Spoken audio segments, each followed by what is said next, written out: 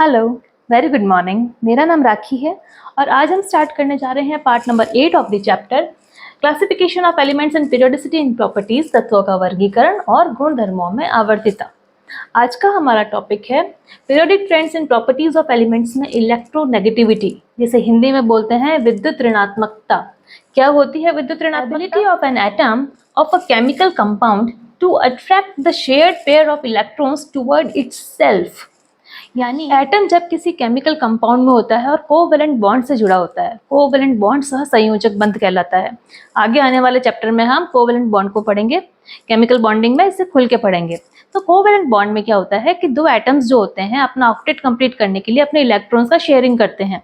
वो शेयरिंग हुए इलेक्ट्रॉन्स दोनों ही एटम्स के लिए यूजफुल होते हैं, दोनों का ऑक्टेट कंप्लीट करवाते हैं।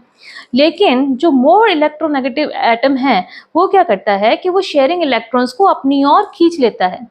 वो जो इलेक्ट्रॉन्स होते हैं जो शेयर पेयर्ड में होते हैं, जो पेयरिंग जो शेयर हो रखे होते हैं, दोनों के इलेक्ट्रॉन्स होते हैं, अपने इलेक्ट्रॉन्स के साथ साथ वो दूसरे एटम के इलेक्ट्रॉन को भी अपनी ओर आकर्षित कर लेते हैं। तो किसी भी एटम की ये एबिलिटी कि दूसरे अदर एटम के इलेक्ट्रॉन्स को अपनी ओर आकर्षित करने की जो क्षमता है वो इलेक्ट्रोनेगेटिविटी कहलाती है। ये एबिलिटी इलेक्ट्रोनेगेटिविटी कहलाती है। देखिए बच्चों, greater electronegativity, higher is the tendency to attract the sharing pairing of electrons। जब इलेक्ट्रोनेगेटिविटी हाई होगी तो उसके इलेक्ट्रॉन्स जो कि शेयर्ड पेयर में इलेक्ट्रॉन्स हो रखे हैं, जो ये टेंडेंसी है to attract the shared pair of electrons ज़्यादा होगी। जितना इलेक्ट्रोनेगेटिव है उतना उसकी टेंडेंसी होगी इलेक्ट्रॉन्स को अट्रैक्ट करने की। ऐसा क्यों होगा ये हम आगे पढ़ेंगे कि उसका न्यूक्लियर चार्ज जो है, इफेक्टिव न्यूक्लियर चार्ज है, वो ज़्यादा होगा, तो वो अपने इलेक्ट्रॉन्स के साथ साथ में बाहर जो दूसरे इलेक्ट्रॉन्स हैं उनको भी अपनी ओर आकर्षित करने की क्षमता रखता है। ये इलेक्ट्रोनेगेटिविटी कहलाती है। Fluorine is the most electronegative element. हमने पीरियोडिक टेबल में 118 एलिमेंट देखे हैं, उन सभी में से fluorine is the most electronegative element. Noble gases की बात की जाए, क्योंकि स्टेबल कॉन्फ़िगरेशन है तो इनका कोई इलेक्ट्रोनेगेटिविटी नहीं होती, नो इलेक्ट्रोनेगेटिविटी। उसके बाद बात करें कि जैसे कि this is not the constant quantity.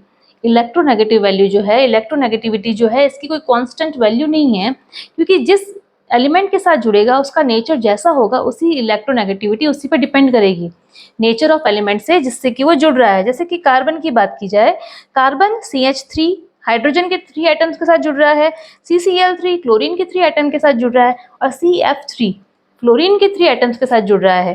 तीनों कंडीशंस के अंदर उसकी जो इलेक्ट्रोनेगेटिविटी वैल्यू है 2.30, 3.30 एंड 3.35 आ रही है।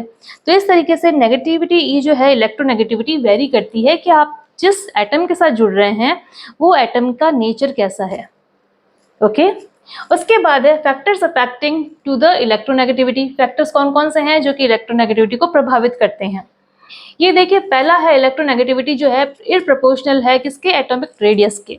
एटॉमिक रेडियस यानी एटॉमिक साइज, जैसे जैसे एटॉमिक रेडियस बढ़ेगा इलेक्ट्रोनेगेटिविटी की वैल्यू कम होगी, क्योंकि इफेक्टिव न्यूक्लियर चार्ज का मान कम हो जाएगा उसमें। जितना न्यूक्लियस से डिस्टेंस बढ़ेगा उतना ही इलेक्ट्रॉन्स को आकर्षित करने की जो क्षमता होगी वो घट जाएगी। इस बात को हम समझ सकते हैं। दूसरा है इलेक्ट्रोनेगेटिविटी जो है प्रोपोर्शनल है Z इफेक्टिव, यानी effective nuclear charge effective nuclear charge के प्रोपोर्शनल है।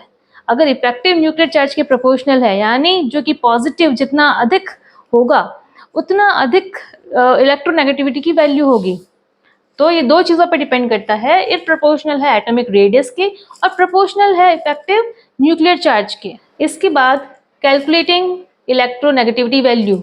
इलेक्ट्रोनेगेटिविटी को कैलकुलेट करना ये कोई आसान काम नहीं था, लेकिन पॉलिंग नामक एक वैज्ञानिक आए, लीनियस पॉलिंग, जिन्होंने 1992 में एक स्केल दी जिसे कि पॉलिंग स्केल कहा जाता है। पॉलिंग स्केल में उन्होंने देखा कि फ्लोरीन जो है सारे एलिमेंट्स में, पीरियोडिक टेबल में जितने भी एलिमेंट्स है 118 एलिमेंट्स में से सबसे ज़्यादा नेगेटिव इलेक्ट्रोनेगेटिव जो एलिमेंट है वो है फ्लोरीन, जिसकी वैल्यू है 4। किसी भी एलिमेंट के साथ जुड़कर कोवैलेंट बॉन्ड बना रहा है और कोवैलेंट बॉन्ड बनाने के बाद उसके इलेक्ट्रॉन्स को अपनी ओर आकर्षित कर रहा है। सबसे अधिक जो इलेक्ट्रोनेगेटिव जो एलिमेंट है वो है फ्लोरीन। अच्छे से याद रखें बच्चों, बहुत ही इंपॉर्टेंट है। तो फ्लोरीन को बेस मानते हुए उन्होंने बाकी सारे एलिमेंट्स को उन्हीं के आधार पर उनकी इलेक्ट्रोनेगेटिविटी वैल्यू को निकाला। उन्होंने ये देखा कि जब डाउन द ग्रुप जाते हैं, जब पीरियोडिक टेबल में डाउन द ग्रुप जाते हैं तो फ्लोरीन जैसे 4.0 है, क्लोरीन 3.0 है, ब्रोमीन 2.8 है, आयोडीन 2.5 है और एस्टेटिन 2.5 है। तो लगातार ये जो वैल्यू है इलेक्ट्रोनेगेटिविटी वैल्यू घट रही है, क्योंकि इफेक्टिव न्यूक्लियर चार्ज, क्योंकि साइज में इंक्रीजिंग हो रही है। डाउन द ग्रुप जाएंगे तो क्या होगा, शेल बढ़ेंगे, शेल बढ़ने के साथ साथ में साइज इंक्रीज होगी और साइज जैसे इंक्रीज होगी effective nuclear charge Z effective कम हो जाएगा। अगर जेड इफेक्टिव कम हो जाएगा, न्यूक्लियस से आउटर मोस्ट शेल के इलेक्ट्रॉन्स की पकड़ मजबूत नहीं होगी, तो वो कैसे बाहर वाले इलेक्ट्रॉन्स को अपनी ओर खींचेगा। समझ पा रहे हैं? तो इलेक्ट्रोनेगेटिविटी की वैल्यू जो है वो ग्रुप में डाउन द ग्रुप जाने पे घटती है, जबकि किसी पीरियोडिक टेबल में लेफ्ट टू राइट जाने पे, लेफ्ट टू राइट जैसे lithium, beryllium, boron, carbon, nitrogen, oxygen, fluorine, तो इस तरीके से जाने पे यहाँ देखिए लिथियम के लिए 1 है, बेरिलियम के लिए 1.5, बोरोन के लिए 2, कार्बन के लिए 2.5, नाइट्रोजन के लिए 3 और ऑक्सीजन के लिए 3.5 और फ्लोरीन के लिए 4.0। तो इस तरीके से ये वाली जो वैल्यू है लगातार बढ़ रही है। लेफ्ट टू राइट जाने पे ये वैल्यू बढ़ती है, जबकि डाउन द ग्रुप आने पे ये वैल्यू घटती है। यहाँ बढ़ने का रीजन ये है क्योंकि इफेक्टिव न्यूक्लियर चार्ज की वैल्यू जो है वो बढ़ रही है। लेफ्ट टू राइट जाने पे क्योंकि शेल नंबर नहीं बढ़ रहे हैं, लेकिन जेड इफेक्टिव न्यूक्लियर चार्ज की वैल्यू बढ़ रही है। तो इफेक्टिव न्यूक्लियर चार्ज क्या करता है, इफेक्टिव न्यूक्लियर चार्ज करता है अब उस एटम की साइज को छोटा करता है, साथ में एटम की साइज छोटी होगी, इफेक्टिव न्यूक्लियर चार्ज बढ़ेगा, तो मोर इलेक्ट्रोनेगेटिविटी आएगी। तो इस तरीके से ये आज का हमारा टॉपिक कंप्लीट हुआ है, इलेक्ट्रोनेगेटिविटी। अगर बच्चों आपको ये वीडियो हेल्पफुल लगा हो, यूजफुल लगा हो, तो प्लीज़ इसे लाइक करें, शेयर करें, सब्सक्राइब करें मेरे चैनल को। Thank you for watching. Thank you.